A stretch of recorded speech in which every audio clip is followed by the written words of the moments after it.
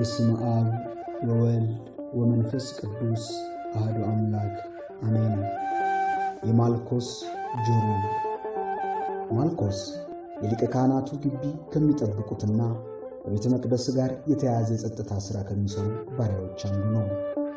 ሎሪት ሊቀ ካህናት ባሪያ የሆነው ይህ ሰው ሐሙስ ማታ የአዲስ ኪዳኑ ሊቀ ካህናት ክርስቶስ አስሮ የማምጣት ግዳጅ ተሰጥቶት በጨለማ ከሰራዊት ጋር መጣ።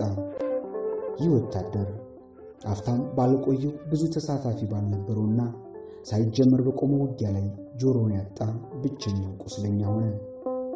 የሚሰማ ጆሮ ያለ ይስማ የምትል ወንጌልን እንዲያስተምር ለ3 ዓመት የሰለጠነው ሰባኪው ጴጥሮስ የዚህን ወታደር የሚሰማ ጆሮ ቆርጦ ጣለበት።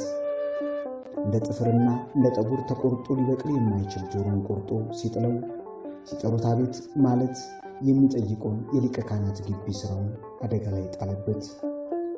ከመስማት አቅሙ ማነስ በተጨማሪ የባሪያ ጆሮ መቆረጡ በሚመለከቱት ሕግ አዋቂ አይሁድ ዘንድ ሁሉ ሌላ ትርጉም የሚሰጥ ጠባሳ ይሆንበታል።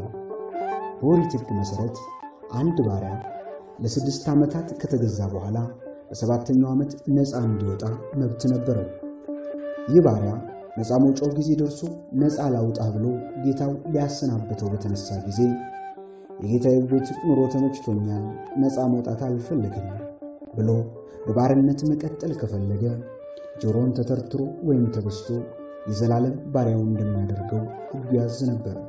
ዘጸአት ምዕራፍ 21 ከቁጥር 2። በዚህ መሠረት ማልኮስ በሕግ አዋቂዎች ዘንድ ጆሮ ተቆርጦ ቢታይ የሚያስተላልፈው መልእክት ባርነቴ ይሻለኛል እንዳለ ሆኖ ነው። ጌታችን የዚህን ባሪያ ጆሮ ወዲያው ቢፈውስለትም የዚህ ባሪያ ጆሮ መቆረጥ ታሪክ የሰው ልጅ የባርነት ዘመን የነበረውን 6ኛው ሺህ ሲፈጸም ነፃ ሊያወጣቸው የመጣው ጌታን አንሰማም ብለው በባርነት ሕይወት ለመኖር ለመረጡት አይሁድ ምጸታዊ ተግሣጽ የሚሆን ክስተት ነበር። ሦስቱ ወንጌላውያን የጆሮ መቆረጥ ብቻ ሲጽፉ፣ ሐኪሙ ሉቃስ ግን በሕክምናው ጥበብ ጨርሶ የማይታሰቡን ድንቅ ሥራ አይቶ ሳያልፍ ጆሮውን በመዳሰስ ብቻ ፈወሰው ብሎ ጽፎልናል። ሉቃስ ወንጌል ምዕራፍ 1 ከቁጥር 50። ሰውን እንደ ሸክላ ሰሪ ከአፈር የፈጠረው እግዚአብሔር ወልድ የዕውሩን ዓይን ከጭቃ ለውሶ ታጠብና እያለ ሁሉን ቻይ ክርስቶስ የሸክላው ጆሮ ድንገት ቢቆረጥ በአምላካዊ እጁ ዳግመኛ ጆሮን ሰጠው። እዚህ ላይ ያለው ሌላ ድንቅ ነገር በወንጌሉ ላይ ጌታ የወደቀውን የማልኮስ ጆሮ በጨለማ በጌቴሰማኒ አትክልት ስፍራ መሬት ላይ ፈልጎ አነስ የሚል ነገር አለመጻፉ ነው። ኦርቶዶክሳውያን አበው እንዳስተዋሉት ጌታ ለዚህ ወታደር በተአምራት ሌላ ጆሮ ሰጠው እንጂ የተቆረጠውን ጆሮ አንስቶ አልገጠመለትም። ለነገሩ ምን ያደርግለታል? በሊቀ ካህናቱ ግቢ ስንት የደባና የተንኮል ወሬ ሲሰማበት የኖረው የቆሸሸ ጆሮ ምን ያደርግለታል?